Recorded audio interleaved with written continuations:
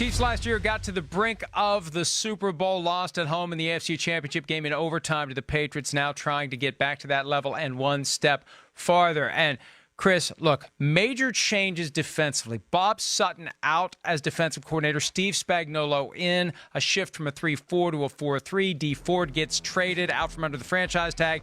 They trade for Frank Clark, new pass rusher, from under the franchise tag in Seattle, and that's just the biggest move. I mean, Tyrann Mathieu in there as well. Right. They're doing what they can to make that defense better. We talk so much about the Chiefs' offense, but the question is, can Spagnuolo make that defense better? And it doesn't have to be a lot better. Just a little better could be all the difference in the world for the Kansas City Chiefs in 2019. Yeah, that's right. Don't be 31st in football. Don't be second to last in run game and pass defense. I mean, you're right. If they get up to even to the low 20s, the high teens, it'll change their team around. It won't put as much pressure on their offense all the time.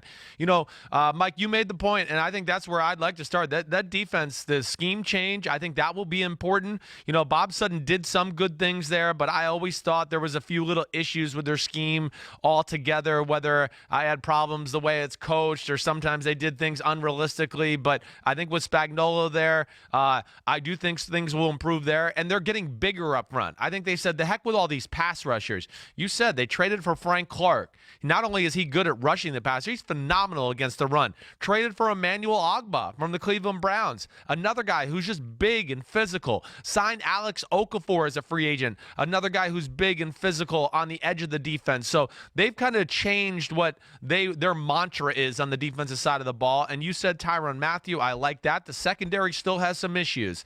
Tyrann Mathieu certainly helps safety position, nickel position. And I thought one of the better signings they had was Bashaud Breeland. Bashaud Breeland, if anybody remembers, was about to sign a huge deal last year in free agency. There was some issues found in his physical about, foot issues. And then he decided he had to sign basically a one-year deal and wasn't quite himself at the start of the year and really kind of didn't get going to the end of the year or whatever it may be. But they got a guy there who I think has potential to help the team out. So the defense I expect to be better. But damn, Mike, they lost Tyreek Hill. And they're not going to have him this year, or they shouldn't. And that is huge. We still don't know what's going to happen with Tyreek Hill.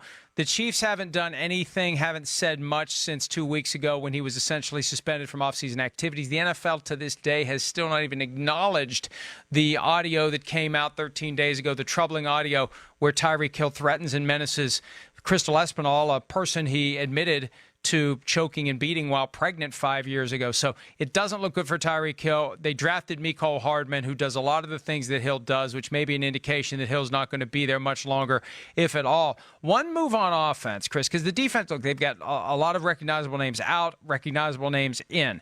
Offensively, Mitch Morse, one of the best centers in football, is gone. What does that do to Patrick Mahomes? What kind of pressure does that put on him and the offensive line as Mahomes tries to replicate what he did last year? Yeah, I mean, center's so important because not only is he orchestrating everything at the line of scrimmage, I mean, Mitch Morse arguably is the best center in football. So, they're going to miss that aspect of a guy who can handle awesome defensive tackles all by himself. They don't have to worry about that. Mitch Morse is a phenomenal athlete on the second level, but offensive line is one thing I don't worry about a whole lot with Andy Reid football teams. We talk about how certain teams have an eye for certain positions. We talk about the Steelers with wide receivers, right? Man, I look at Andy Reid and just go, gosh, he's got the eye for offensive linemen. That's what I'm always scared about evaluating their football team, because I always wonder if there's guys coming up the ranks that we don't know about that he's got faith in. So I think the offensive line will still be good.